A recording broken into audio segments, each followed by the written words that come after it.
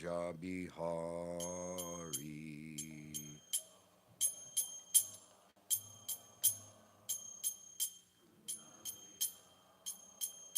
Jaya Radha Madhava Kunja Bihari.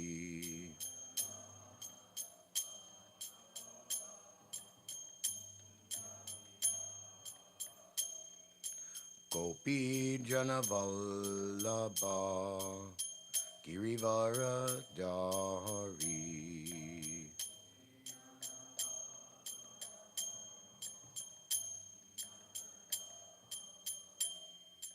Gopi Janavallabha Girivaradari.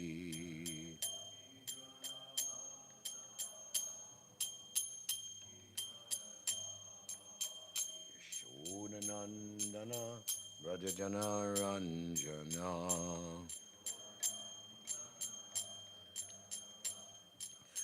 Yashodanandana Rajajana Ranjana.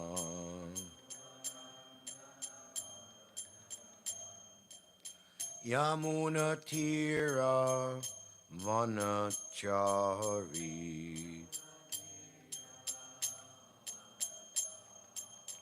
Yamuna Tira Vanachari.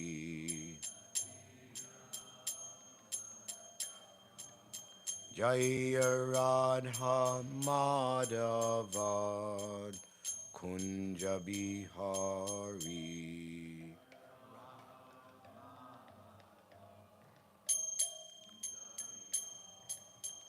Jaya Radha Madhava Kunja Bihari.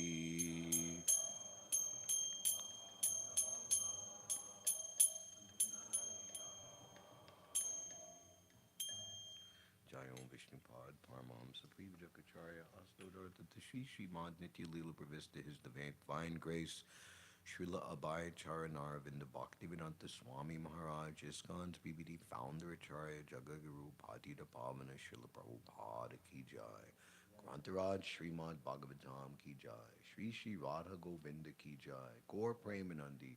All glories to the assembled devotees. All glories to the assembled devotees. All glories to the assembled devotees. Gaur Premanandi. Haribo.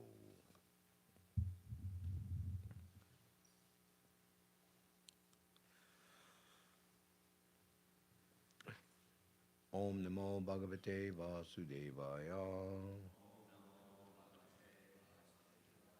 Om Namo Bhagavate Vasudevaya.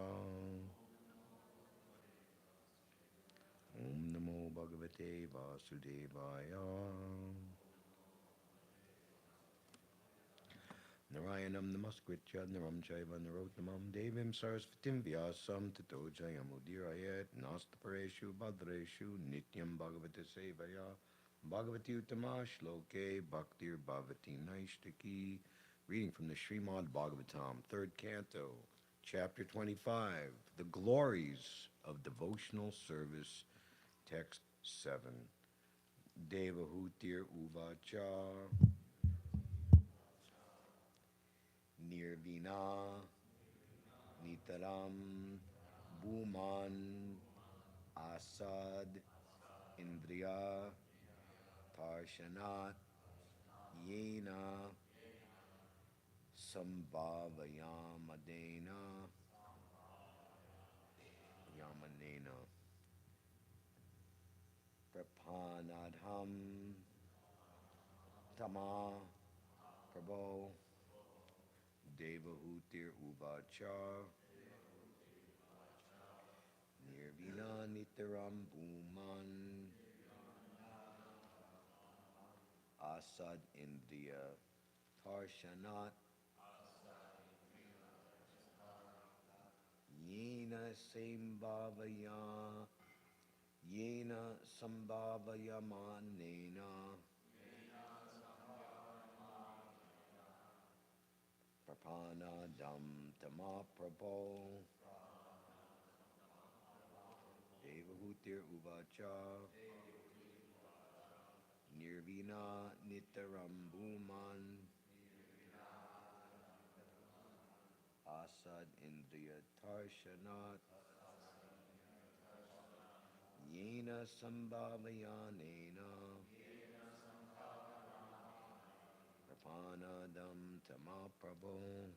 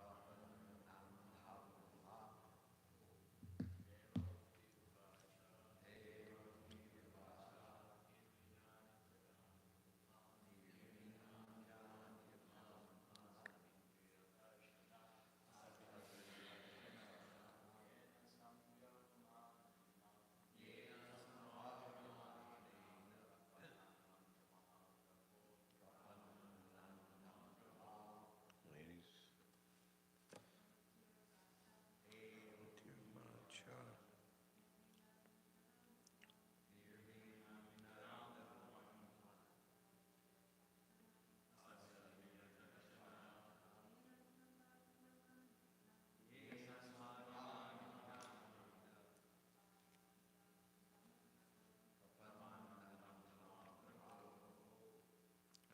Devahuti Uvacha. Devahuti said, Nirvina, disgusted, Nitaram, very, Bhuman, O my Lord, Asat, impermanent, Indriya, of the senses, Tarshanat, from agitation, Yena, by which, Sambhavayaman, Yamanena,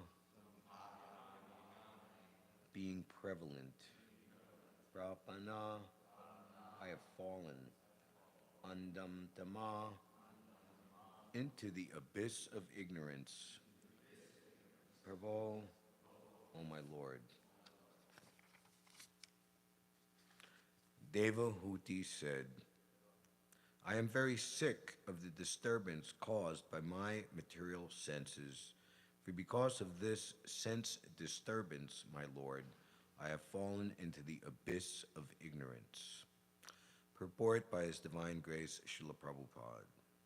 Here the word asad indriya tarshanat is significant. Asat means impermanent, temporary, and indriya means senses. Thus, asad indriya tarshanat means from being agitated by the temporary material senses of the material body. We are evolving through different statuses of material bodily existence, sometimes in a human body, sometimes in an animal body, and therefore the engagements of our material senses are also changing. Anything which changes is called temporary or asat. We should know that beyond these temporary senses are our permanent senses, which are now covered by the material body. The permanent senses, being contaminated by matter, are not acting properly. Devotional service, therefore, involves freeing the senses from this contamination. When the contamination is completely removed and the senses act in the purity of unalloyed Krishna consciousness, we have reached Sad Indriya, or eternal sensory activities. Eternal sensory activities are called devotional service, whereas temporary sensory activities are called sense gratification.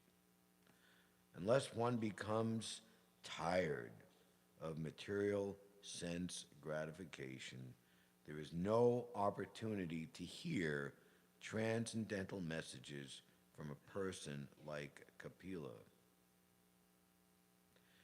Devotee Devahuti expressed that she was tired. Now that her husband had left home, she wanted to get relief by hearing the instructions of Lord Kapila. Om Jnana Timirandasya Anjanana Shalakaya Chakshurmitam Yena Tasmai Shri Gurave Namaha Shri Chaitanya Manobishtam Stapitam Yena Bhutale Svayam Rupa Kadamayam Dadati Svapadantingam Vandeham Shri Guru Shiuta Padakamalam Shri Gurun Vaishnavamscha Shri Rupam Sagujatam Sahagana Raghunathan Vinam Dham Sajivam Sadvainam Savadutam Haridana Sahitam Shri Krishna Chaitanya Devam Shri Radha Krishna Padan Sahagana Lalita Shri Vishaka Vitamscha. Hey Krishna Karuna Sindhu Dinabandho Jagatpate Gopisha Gopika Kanta Radha Kanta Namostute.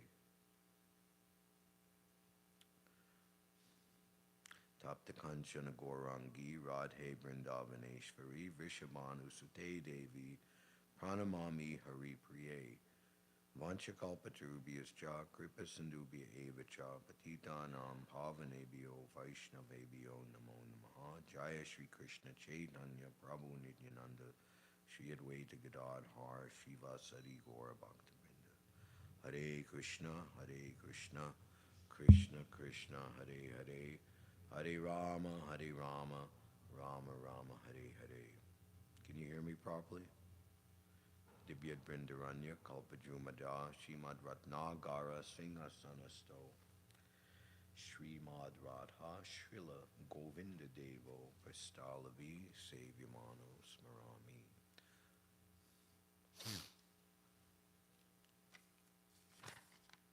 Devahutir Uvacha Nivina Nitarambu Man Asad Indriya Dharshanat Yena Sambhavyamena Yamanena Prapanadham Tama Prabhu. Devahuti said, I am very sick of the disturbance caused by my material senses. For because of this sense disturbance, my Lord, I have fallen into the abyss of ignorance.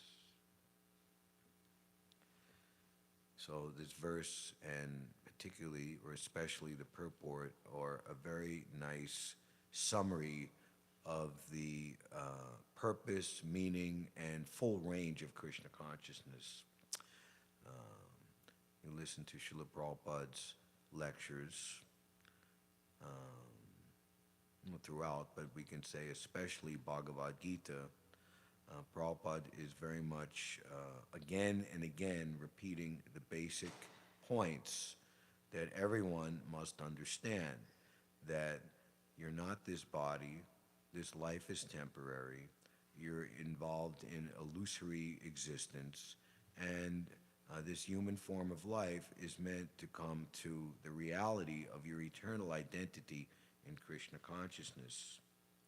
At the end of the Sri Prema Bhakti Chandrika, which means the moonlight of loving devotion, a very important, powerful, and beautiful book written by Srila Narottam Das Thakur, towards the end he says that this human form of life is the fertile ground by which the creeper of devotion may sprout. To use this human form of life for anything else is likened unto plunging a spear into one's own heart. So here, Devahuti, she is representing or exemplifying for all of us what is the position of an actual sincere person who's qualified to receive ultimate and absolute truth. Or in other words, this is an example of what is a bona fide disciple. Equal to finding who is the bona fide spiritual master is to find who is the bona fide disciple. We see also in the Bhagavad Gita that Krishna arranged things that Arjuna would come to the point of surrendering himself as a disciple. Friendly talks when one is faced with the ultimate problems of life are not going to solve one's problems. So, of course, this is all Leela. Arjuna is the eternal associate of the Lord, and he was seemingly put in that position of illusion so that the Bhagavad Gita could be spoken for the benefit of all and for all of time everlasting. Just like Maharaj Parikshit seemingly become angry and picked up a dead snake and put it around the neck of the Samaka Rishi, and his foolish 12-year-old son, Shringi, cursed him to die within 7 days, thus paving the way for the literary incarnation of Krishna to make its appearance, the Śrimad Bhāgavatam. Those who have lost their way in this Kali Yuga will get light from Śrimad Bhāgavatam. Here the word asad indriya tarshanat is significant. Asat means impermanent, temporary, and indriya means senses. So those who have come to some type of understanding that the disturbance caused by the senses is a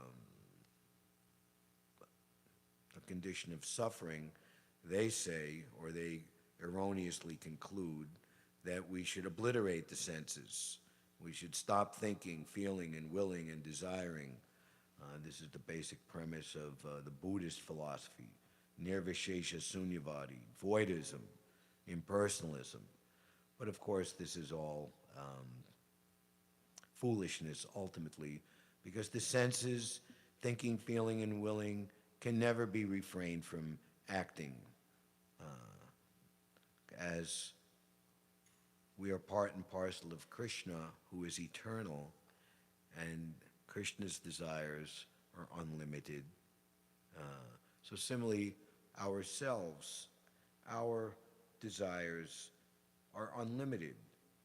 They say, oh, someone lived to be, we lament, oh, someone passed away, and then they were young, they were only 27, 30, 40, 50 years old. But somebody who's, he lived to a ripe old age of 97 or 102. Does that mean that the person who lived that amount of time, he's happy to die because he lived a so-called full life? It's never enough. Even you live in Satya Yuga and you can live for 100,000 years, it's not enough. Even you can be transferred to Brahma Loka. You could be Lord Brahma himself and have the most fantastic lifespan. Still, death is there. Everything in this universe is going to be destroyed. So impermanent, temporary. Thus, asad indriya tarshanat means from being agitated by temporary material senses of the material body. So, Prabhupada would encourage us and instruct us and implore us that we can, in this very short span of life that we have, in this human form of life, in this Kali Yuga, Prabhupada would say things like we can settle up all business, close all accounts, and enter into eternal sensory activities. We are evolving through different statuses of material bodily existence. So, dihinosmin yata dehe komram yovanam jara. We all have experience, especially if you've passed through, um, gone gone to the other side of the changing bodies. You're, from infancy to childhood to youthfulness, and then to full-fledged maturity. But then when you start going down the other side, so our eternal form and our eternal existence is always at the highest stage of beauty and pristine youth.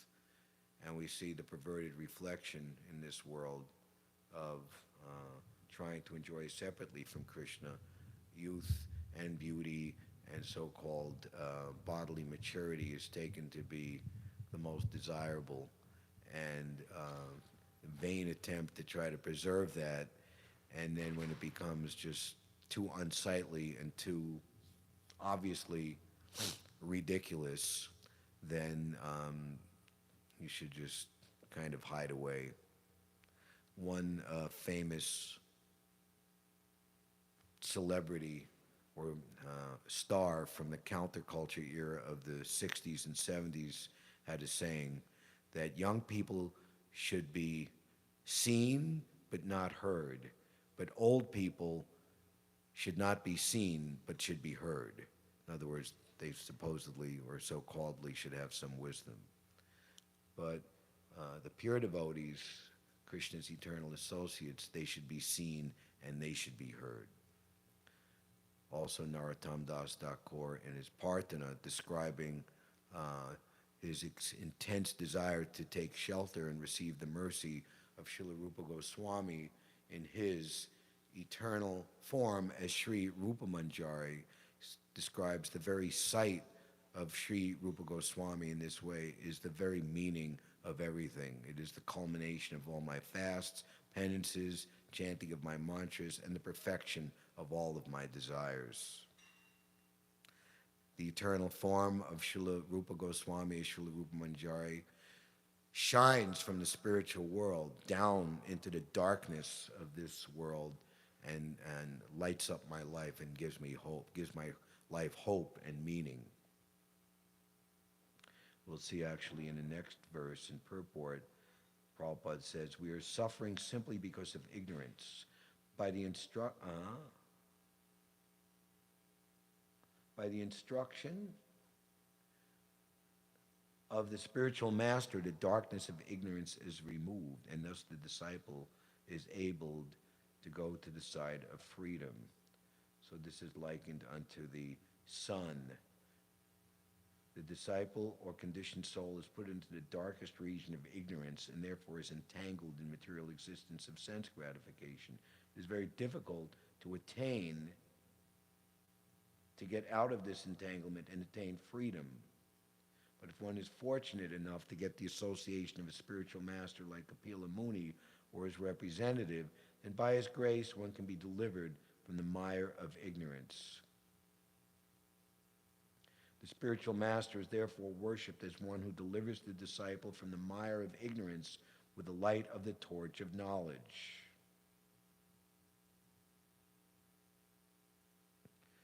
So similarly, or relatedly, the departure date of Srila Prabhupada from Calcutta to the United States on the 37-day Jaladuta ocean voyage, actually by the solar calendar was on August 13th, but it will be celebrated later coming up because of the conclusion of the Purushottam month, and the Purushottam month returning us to the second half of Shravan Mas. So Srila Prabhupada's coming is likened unto, is the pure devotee coming to rescue all of us who were damned to fall into the abyss of ignorance and ultimately lose the opportunity of this human form of life.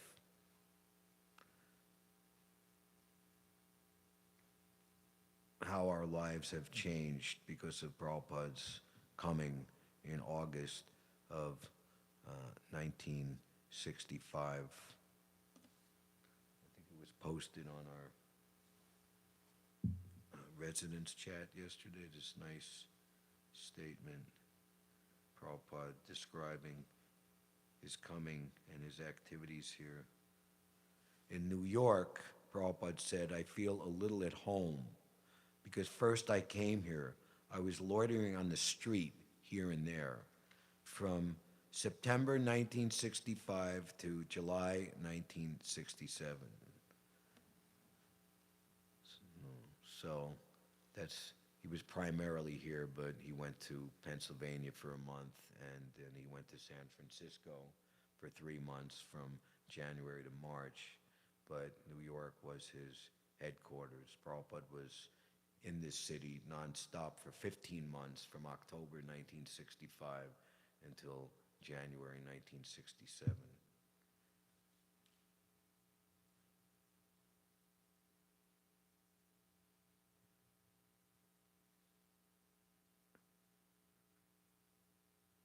We cannot understand the good fortune of this city that you have come. Yes, when I decided I shall go to a foreign country, said Prabhupada, I never thought of going to London. I thought of coming here. Generally, they thought, no, I shall go to New York. Very progressive, Srila Prabhupada. I do not know, Prabhupada laughed. It is Krishna's dictation. I could have gone. London was nearer, but I thought, no, I shall go to New York. Sometimes I was even dreaming that I had gone to New York.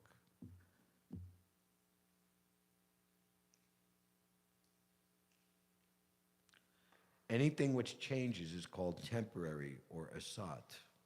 Prabhupada would preach, I feel myself in the same spirit as I did when I was a child. Prabhupada was walking on the beach at Jagannath Puri. I remember coming here as a very young man. I was jumping and splashing in the water, but now my body is too old to do that, even though I would like to.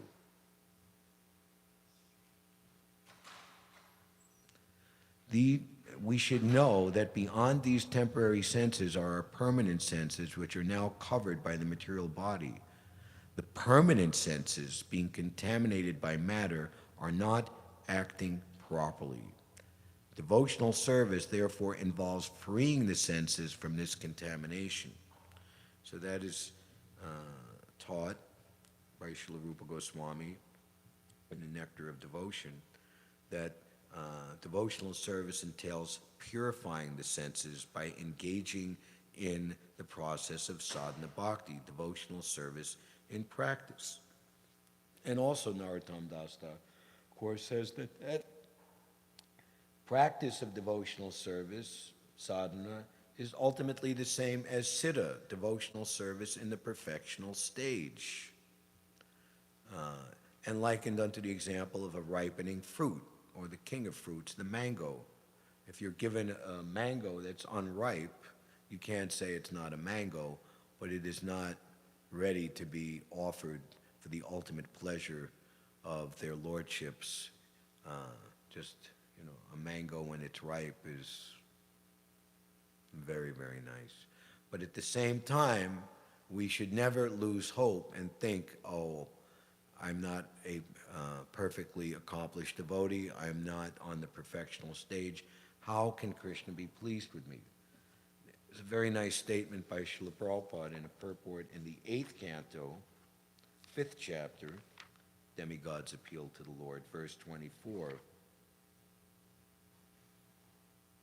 It's describing how Krishna is very pleased with the suras, or the demigods, and he is ready to fulfill their desires and help them. Of course, in this case, they're appealing to be able to be victorious in their conflict with the demons, regain the heavenly planets, etc., etc. Anyone who is a devotee of Lord Krishna is called a deva, and others, even though they may be devotees of demigods, are called asuras. Ravana, for example, was a great devotee of Lord Shiva, but he is described as an asura. Similarly, Hiranyakashipu is described as a great devotee of Lord Brahma, yet he was also an asura. Therefore, only the devotee of the Lord Vishnu is called sura, not asura. Lord Krishna is very much pleased with his devotees, and here's my point, even if they are not on the topmost stage of devotional service. Even on the lower stages of devotional service, one is transcendental. Prabhupada was asked a question early on, how many pure devotees are there on the planet? And Prabhupada very generously would answer by asking another question, how many devotees are there in ISKCON? Even on the lower stages of devotional service, one is transcendental, and if one continues with devotional life, he continues to be a deva or a sura. If one continues in this way, Krishna will always be pleased with him and will give him all instructions so that he may very easily return home back to Godhead.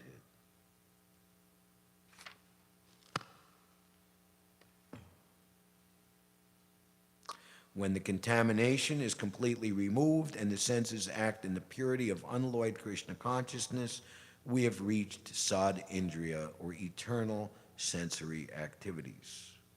Eternal sensory activities are called devotional service, whereas temporary sensory activities are called sense gratification. Unless one becomes tired of material sense gratification, there is no opportunity to hear transcendental messages from a person like Kapila. So, in this age of Kali Yuga, people are most unlucky, fallen, always disturbed. Prabhupada has, in his own experience, trying to distribute Back to Godhead magazines, trying to distribute his Śrimad Bhāgavatam, one of the most oft given reasons why they couldn't speak with him or take his literature was, I have no time. No time. Too busy. And Prabhu would say that he approached someone, a very important politician, and got that response, no time. He has to go to a very important meeting of the Planning Commission, but he had a heart attack on the way and died. So he couldn't tell death to wait, I have no time for you because I have to go to this important meeting.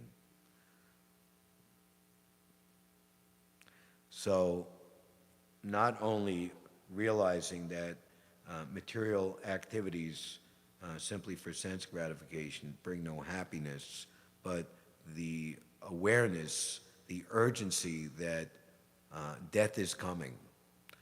Before the next death, one must be completely Krishna conscious. One must give it one's greatest, one must give one's greatest effort to complete the course of devotional service in this life. Prabhupada described that is the mission of the human form of life, or that is your individual mission. So we see how the people in general are so much lost. There's so much propaganda from false narratives, from ill-motivated politicians and leaders in all categories. They don't know, basically speaking, what is left, what is right, what is up, what is down. Krishna describes in the Bhagavad Gita that which is very religious, the demons in this Kali Yuga, and they make it to be that this is very demoniac. And that which is very demoniac and very bad, that is promoted as very good and desirable, and everyone should try to strive for these things. His Holiness Jayadvaita Maharaj made a remark in his class that describing the degradation, actually, that's another definition of this Kali Yuga, the age of deterioration, not just the age of quarrel and hypocrisy, the age of deterioration. He said the level of degradation, what people accept to be normal and desirable, but he, in his youth, was just considered unheard of. But now it's so commonplace that even if you are against it, you're seen as some type of prejudiced or some type of, there's some problem with you because you're not accepting this degradation. So this Kali Yuga is especially meant to bring those people who are not so much implicated in sinful life to the point of becoming tired. I've had enough. Enough is enough, and there must be an answer. So Krishna, in everyone's heart, he notices the sincerity of a particular person. And so the devotees of the Lord were meant to be instruments in the hands of the Lord. Just like Prabhupada was saying, I did not know. Krishna dictated, you come to New York. So the devotees of the Lord, on behalf of Lord Krishna, and especially on behalf of Lord Chaitanya, are scattered all over the world and all over the universe to be present. So when those persons who are tired and want real truth and don't want to be fooled again, they can meet the authorized representatives of the Lord and get the real message and understand what this human form of life actually is and what is to be done and how to do it properly. So also today is the conclusion of the Purushottam Adhika Mas. In the Purushottam Adhika Mas Mahatmya, or chapter of the Padma Purana, it is described that, amongst many things, that Lord Krishna visited the Pandavas in their exile in the forest, and they were in a very depressed, forlorn, and suffering condition of life. And Lord Krishna explained to them that you neglected to observe the Purushottam Adhika Mas previously, but another one is coming, and you observe it and honor it, and you will not only regain everything, but you will become completely victorious, etc., etc. So that's one very nice example. So for the devotees of the Lord, Prabhupada described that it's like we're loyal customers at one particular supermarket that supplies all our needs. We don't need to go elsewhere, but sometimes the supermarket puts things on sale so that others who won't go into the supermarket normally, they'll take advantage. But because we go there every day, then we get the advantage of the sale too. But devotional service in any time, in any place, is the last word in everything. But at the same time, Srila Bhaktivinoda Thakur, he has said that such occasions, especially he mentioned Janmashtami and Ekadasi, are the mothers of devotion for those devotees who can properly honor them and worship them. Devahuti said, I am very sick of the disturbance caused by my material senses, for because of this sense disturbance, my Lord, I have fallen into the abyss of ignorance. Hare Krishna. Any questions or comments?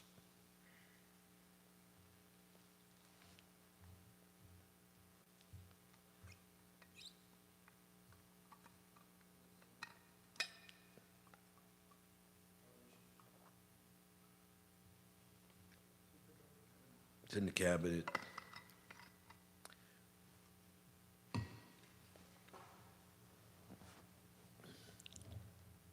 Yeah, Hare Krishna. I have a question.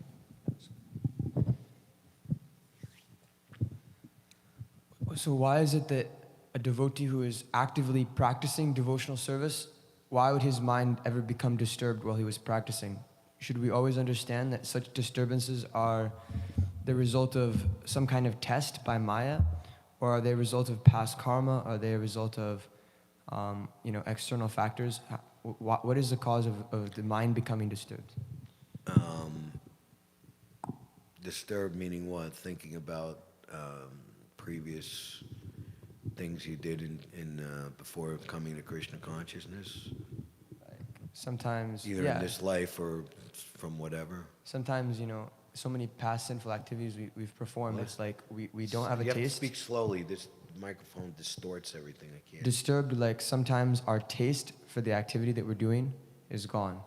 And I didn't understand again. the taste for the service that we're doing, sometimes the taste goes away. Okay. And sometimes the mind begins to dwell on negative emotions, for example. Did you ever, there's the example of a very powerful electric fan, and you disengage the current, but because the thing is so powerful, it's not going to stop instantly. It takes time for it to slow down. Or that we come to Krishna consciousness and our glass is completely filled with dark black ink, and Krishna consciousness is pouring pure white milk into the cup, but the cup is filled with black ink. So the milk makes the ink come out, and as the ink comes out, then the milk takes up the volume, so you have to keep pouring the milk. And Krishna says in the Bhagavad Gita, acts of penance, sacrifice, and charity should never be given up because they purify the great souls. And the mind's trick is to make you think, okay, or Maya's trick, this is you, this is the real you, and you should act on it. It's much more easy to strive for Krishna consciousness than strive to become a pure devotee. But if you, Prabhupada said there's one very good way to deal with the mind: neglect. You have the experience that before performing your service, the mind is disturbed, but after performing your service, full day of devotional service, then the mind is very peaceful. And you conquered over the mind. For one who has conquered the mind is the best of friends, but for one who has failed to do so, his mind will be the greatest enemy. My dear Maharaj Rahugana, although it is not factual, the mind is very powerful and can overwhelm the spirit soul. And one should defeat this formidable enemy with the sword, with the weapon of service to the spiritual master. Do this with great care. So Prabhupada has given us this mission to expand Krishna consciousness and save all the fallen conditioned souls on his behalf. So there's plenty of work to do. It's a job that's never going to come to an end. Our devotee example and friend Adi Prabhu, who does the Food for Life in the East Village, Tompkins Square Park, he told me, early on, his mother saying, you're going to have to get a job, what is this, Hare Krishna, And his response was, Mom, I'm working for God, and God will never go out of business. Because Krishna is not a sat, he's not changing, he's not impermanent, he's permanent. More than permanent, ever expanding, transcendental ocean of bliss and glories and importance and profundity, Krishna consciousness. Is that all right? Any other questions? Thank you very much. Grataraj Śrimad Bhāgavatam ki jai, Srila Prabhupada ki jai, Shri Shri Radha Govinda ki jai, Gaur Premanandi Hari